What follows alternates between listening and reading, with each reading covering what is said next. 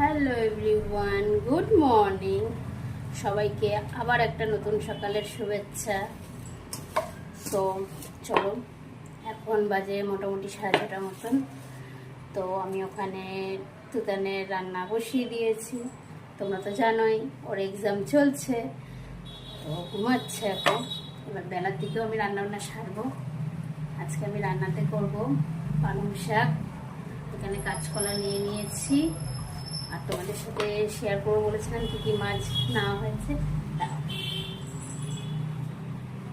Fridge থেকে মাছ নিয়ে নিয়েছি বের করে, এখন জল ভিজিয়ে রাখবো। আমি বেলার দিকে রান্না বসাবো।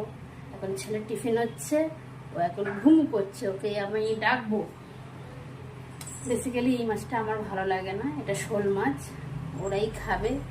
আলু আর কাঁচকলা দিয়ে পাতলা করে ঝোল বানাবো। আমার আবার এই মাছটা অতটা ভালো লাগে না, বড়ের জন্য আর ছেলের জন্য এটা করবো। সো চলো ঝটপট আমরা রান্না বান্না সেরে নিই। ও দাঁড়াও, তোমাদের তো আর একটা জিনিস বলাই হয়নি, টিফিনে আমি কি রান্না করছি।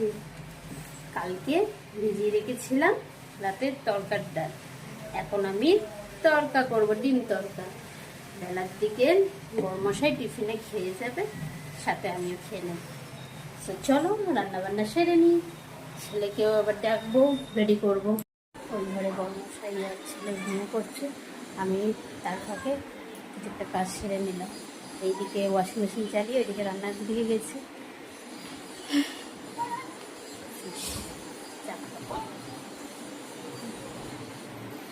ঘুম থেকে উঠুক, ততক্ষণে আমার মেলাও কমপ্লিট হয়ে যাবে। আগে বেলাতেই জামা কাপড় কাচাকুচি করতাম, এখন সকাল সকালই করে নিই। যতটা কাজ এগিয়ে রাখা যায়, তাই না বলো?